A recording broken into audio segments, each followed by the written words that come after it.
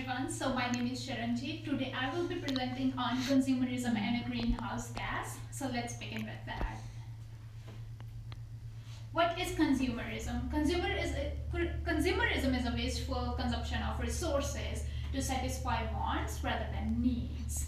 So every day Americans receive a tons of messages telling them that a good life is attainable through a goods life by making a lot more money and spending it on the products. So Americans, about on an average, they do twice as much as shopping as they did in the past. So how did this happen? Have you ever thought that why it didn't happen in the past? Why it is happening right now? So what's the main factor for that? The main factor for that is media and advertisement. The media and advertisement plays a really a major role in the consumerism. We are targeted 3,000 advertisements in a day. What's the point of an advertisement except to make us happy? Well, that's the first and the foremost point of media and advertisement, to make us happy. So 3,000 times a day we are told our skin is wrong, our furniture is wrong, our electronic devices are wrong, we are wrong. So why is this?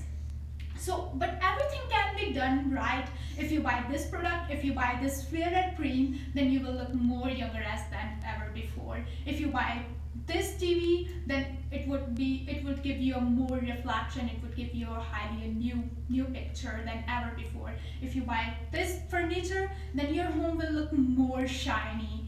So what's the major role of this? So going for that, I will provide you one example.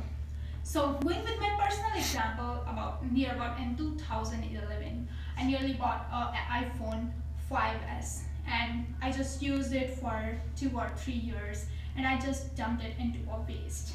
And then Apple company has generated one new iPhone, like the iPhone 6 or 6s, I guess 6s. So I bought the 6s, and then after a few years of using that, I just dumped it in the waste. Then after a lot more time, after the time passes, the Apple generation has gone with the one new iPhone 11. So I just bought it. But what the main thing is in this, I didn't care about the iPhones that I used before, that where they are going, and I just dumped it. I really don't go for it.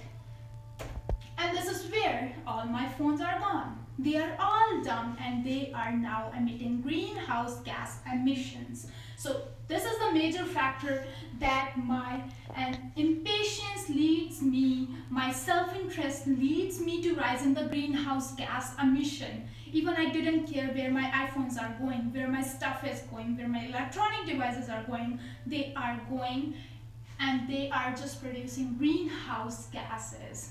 Christopher Flavin, president of the World Watch Institute, a leading US environmental think tank, points out in the 2010 that more than 6.8 billion people are demanding increasing quantity of resources. Look, 6.8 billion people are demanding. Have you ever thought how much emission they are doing? How many greenhouse gases their products are emitting when they are once used and they are just dumping it? If there are more consumers, there will be more and more products are going to be done, and there will be more and more greenhouse gas emission will be on the high level.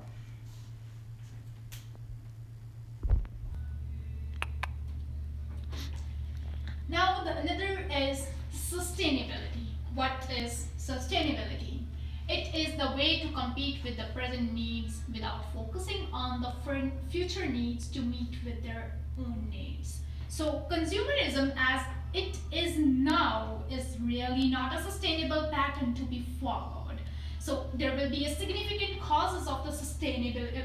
There will be a significant causes if we don't figure out how to fix it. So now Canada emits 4 times what we should be globally. Canada emits 2% of what the entire world greenhouse gas, which doesn't sound bad, but only 0.5% of that's 4 times average is really too much high. It doesn't sound really bad, but still it is too much high for us. Further, it has been noticed that the per capita eco footprints has been linked with income. The average rates of which we consume resources such as oil and produce waste such as plastic bottles is like they are emitting greenhouse gases, and they are emitting about 32 times higher in North America, Japan and Australia than in the developing world. The estimated 1 billion people who live in the developed world have really a relative per capita in consumption rate of 32.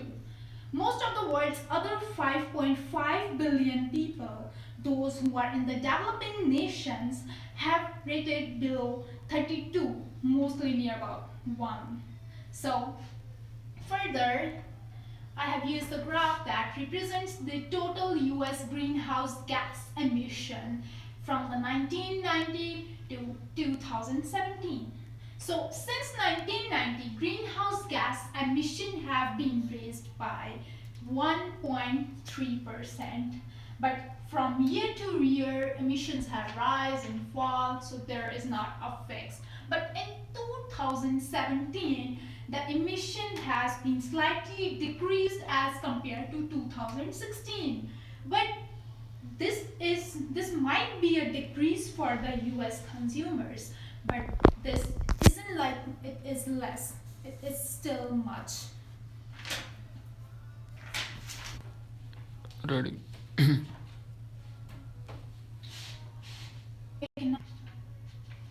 So now here comes the textile industry. What textile industry has to do with the consumerism? We go for a shopping, we buy more clothes. So have you ever thought from where the clothes are made? The petrochemicals. The petrochemicals such as polyester and nylon are the non-biodegradable resources. So let me tell you what the non-biodegradable resources are. These are the sources that can never be break down, and that takes a lot more space in the landfills for a much longer time than ever. And nylon releases a great deal of nitrous oxide, which is a chemical, and that has a huge impact on us. The end product of 1 pound of nitrous oxide on a global warming is 4, 5, 6 and multiple times that of a carbon dioxide. So nitrous oxide is much more harmful, even though carbon dioxide is also harmful, but nitrous oxide is much more on the higher level. Further going here, the chart here shows that how the fabric mills has raised as compared to the apparel manufacturing, accessories and a footwear manufacturing. So fabric mills are on the higher level, and then the footwear, and then the apparel. So here from this chart we get to know that fabric mills are on the higher extent. So who is making the more clothes? So China is the one. China is top of the online fashion world. So consumerism in China has taken off drastically since about 2016. And China becomes the online shopping world by 2015, in addition to the world's biggest economy. The consumerism is also more than meeting the necessities of life. It is also a status for the Chinese people. For a Chinese to show off their status, to show off their economy, means that they have moved in their life. They are on the successful path or in the successful way.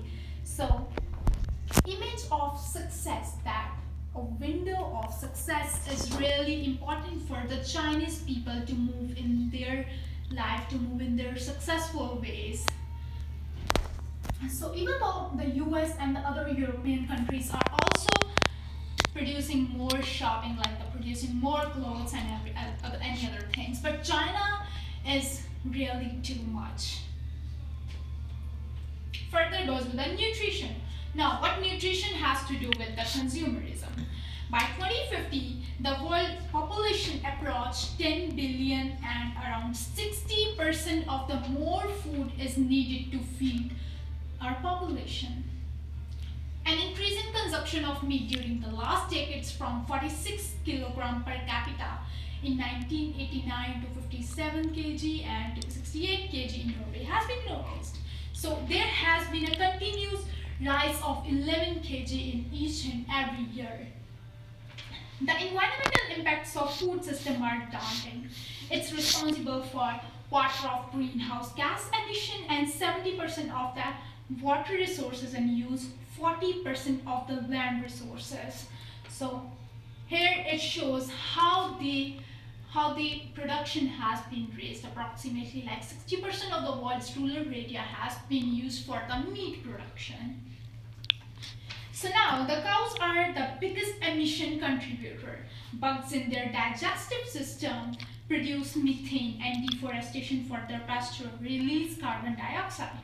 These gases warm the planet, and even it has been noticed if cows were like biggest country, then they would be the third largest greenhouse gas emitter, and the category of food is that needed to produce beef, then broccoli is too much higher than ever. So now, reducing carbon footprint. What can be done to do a meaningful change in our lifestyle? What can we do to reduce these emissions? So first is living car-free.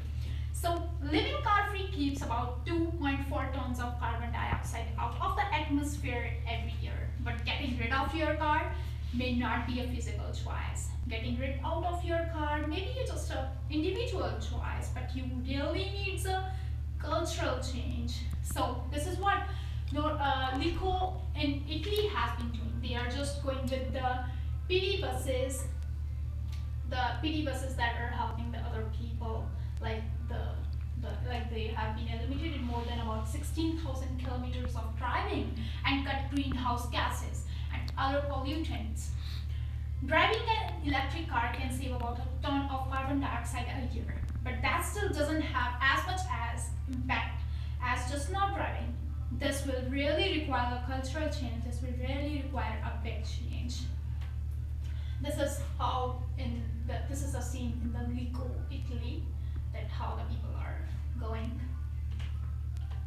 Further, the flights. It's pretty amazing that we are to hop on a plane and get anywhere in the world. But try turning your next big holiday into a staycation. You can avoid up to 2.8 tons of carbon emission by skipping that flight. But there is no actually a practical way to fly that doesn't put hundreds of kilograms of carbon dioxide into the atmosphere. So a new taxing model has been released in the China, where a period in 2017 has been noticed that 9 airports will consume this tons of this fuel. So the new taxing models will really reduce at least of 75% of a fuel consumption and 60% of pollutant emissions. Further, raising livestock. So globally, raising livestock is on par with the transportation when it comes to greenhouse gases. But in the US, you and your neighbor are eating almost 20% less beef than you were in the 15 years back or in the few years back. That's kept 200 million tons of carbon dioxide out of your atmosphere. And today, 1 in 16 people in US says that they are eating plant-based diet or they are vegan. If you cut meat out of your diet, that's 800 kilograms of carbon dioxide kept out of the atmosphere every year. The choices you make about what you eat are going to ways to impact your future, are going the way to impact climate every day. And this is the percent of the diets. The 20% of US diets with the highest carbon footprint accounted for 46% of total diet related to greenhouse gas emissions. So they say like the 1 in the 16 people are on a plant-based diet. So imagine how many people in the US are living and how many of they are eating the meat and how many greenhouse gases emissions they are releasing.